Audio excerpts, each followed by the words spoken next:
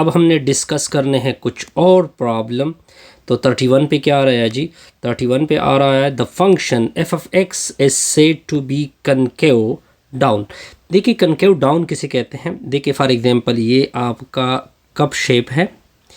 ये देखिए, ये जब मैं इसी डायरेक्शन में आता हूँ तो इसको कहते हैं कनकेव डाउन, यानी ये डायरेक्शन, ये कनकेव डाउन होता है, ठीक है, क्योंकि नीचे की तरफ आ रहा है। तो इससे स्लोप कम होता है, और स्लोप का मतलब डेरिवेटिव होता है, तो इस वजह से ऑप्शन नंबर बी आएगा। अगर फॉर एग्जांपल कनकेव अप की बात हो रही होती तो सी ऑप्शन करेक्ट होता। ठीक हो गया जी। कहते हैं कि इसका इंटीग्रल फाइंड कर दे। आप इस तरह लिखोगे, माइनस बाहर, टेंजेंट को लिखोगे साइन बाई कॉस, ठीक हो गया, dx होगा, नेगेटिव अंदर चला जाएगा, माइनस साइन एक्स के नीचे कॉस एक्स होगा। अब देखिए ये फंक्शन है, आगे ऊपर इसकी डेरिवेटिव माइनस साइन आ गई, तो डायरेक्ट नीचे वाले का क्या लेते हैं, नेचुरल लॉग प्लस सी। तो ऑप्शन नंबर ए क्या होगा, करेक्ट होगा। आगे देखिए ये जो ट्रेपेज़ॉइडल रूल होता है ये बेसिकली कुछ इस तरह से होता है, मैं आपको दिखा देता हूँ। फॉर एग्जांपल ये आपकी कर्व हो गई, ये कर्व ए और बी के दरमियान है, ठीक है, यहाँ पे ए है, यहाँ पे बी है। फिर इसके अंदर हम ट्रेपेज़ॉइडल बनाते हैं, इसके अंदर क्या बनाते हैं, ट्रेपेजियम बनाते हैं, इन अदर वर्ड इस तरह। अब देखिए ये बेसिकली आप कर्व के अंदर एरिया फाइंड कर रहे हो, और कर्व के अंदर एरिया फाइंड करने को क्या कहते हैं, इंटीग्रल बोलते हैं। तो इस वजह से ये ऑप्शन क्या होगा, करेक्ट होगा। ये देखिए ये बड़ा आसान सा रिजल्ट है।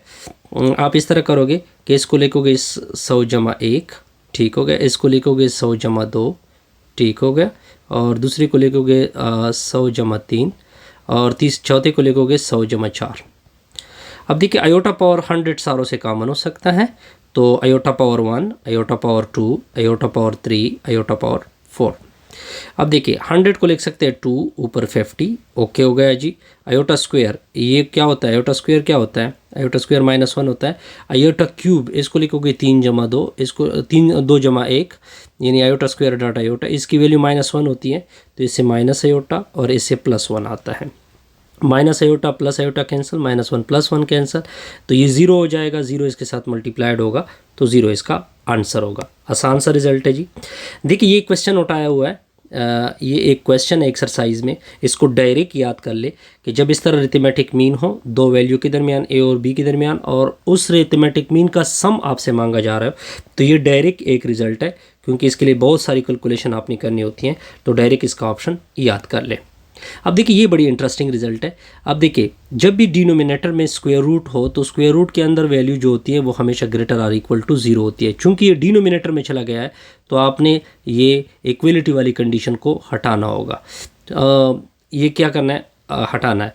अब देखिए ये बेसिकली सर्कल होता है, ये बेसिकली क्या होता है, सर्कल होता है। चूंकि ग्रेटर देन 0 है, तो सर्कल से बाहर की बात होगी, तो इस वजह से एक्सटीरियर ऑफ द सर्कल हो जाएगा।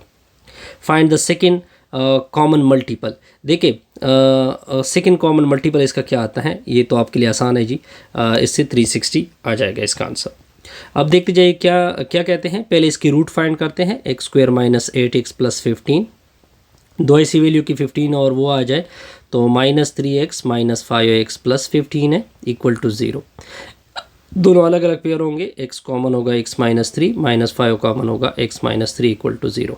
तो x की वैल्यू एक 3 आ जाएगी, एक 5 आ जाएगी। अब वो क्या कहते हैं कि इसका पॉजिटिव डिफरेंस फाइंड कर दें। पॉजिटिव डिफरेंस मतलब 5 में से 3 निकाल दोगे तो इसका रिजल्ट क्या होगा, 2 होगा, क्योंकि डिफरेंस निकालना था ना, तो हमने डिफरेंस डायरेक्ट निकाल दिया। ये एक क्वेश्चन है जी, ये क्लास 10 से लिया गया है जी, ये बड़ा आसान सा रिजल्ट है। इसका सम ऑफ रूट क्या होता है, अल्फ़ा प्लस बीटा होता है, ठीक हो गया, alpha plus beta. Alpha plus beta की वैल्यू क्या होती है, -b/a होती है ना, तो b की वैल्यू ये आ जाएगी, तो अल्फ़ा प्लस बीटा -(-) 27 के नीचे a की वैल्यू 9 है, तो अल्फ़ा प्लस बीटा की वैल्यू आ जाएगी 9 × 9 = 9 3 = 27, 3 आ जाएगा।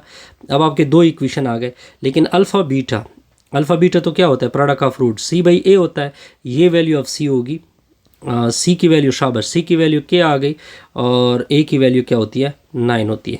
लेकिन अब आपने अल्फ़ा फाइंड करना है बीटा, और वो इन दोनों इक्वेशन से, एक ये इक्वेशन है और एक इक्वेशन ये है, तो 2 अल्फ़ा प्लस बीटा आ जाएगी इक्वल टू 5। इन दोनों को सब्ट्रैक्ट कर ले, सब्ट्रैक्शन से नीचे वाले के सिंबल को क्या करते हैं, ये दोनों कैंसिल होंगे, तो इससे minus alpha minus 2 alpha minus alpha, 3 में से 5 निकाल दोगे -2, माइनस माइनस कैंसिल, तो अल्फ़ा की वैल्यू 2 आ गई। अब इस अल्फ़ा की वैल्यू को alpha plus beta equal to क्या था, 3 था ना, तो अल्फ़ा की वैल्यू को यूज़ कर दे, 2 प्लस बीटा हो जाएगा इक्वल टू 3, उधर शिफ्ट कर दोगे तो बीटा की वैल्यू 1 आ जाएगी।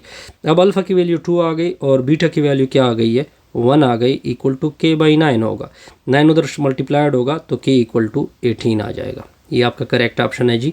अब नेक्स्ट की तरफ देखते जाइए।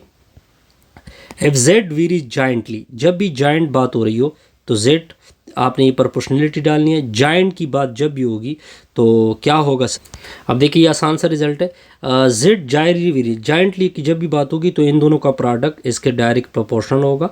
तो हमने इसको हटा लिया जी, यहाँ पे के आएगा, हमने पहले के की वैल्यू फाइंड करनी है, तो के इस तरह आपने एक्स वाई से डिवाइड किया। अब जेड की वैल्यू ये यूज़ कर दो, एक्स की वैल्यू ये यूज़ कर दो, वाई की वैल्यू ये यूज़ कर दो, आपने दोनों सारी वैल्यू पुट की तो के की वैल्यू क्या आ गई, 3 आ गई। यहाँ तक ओके।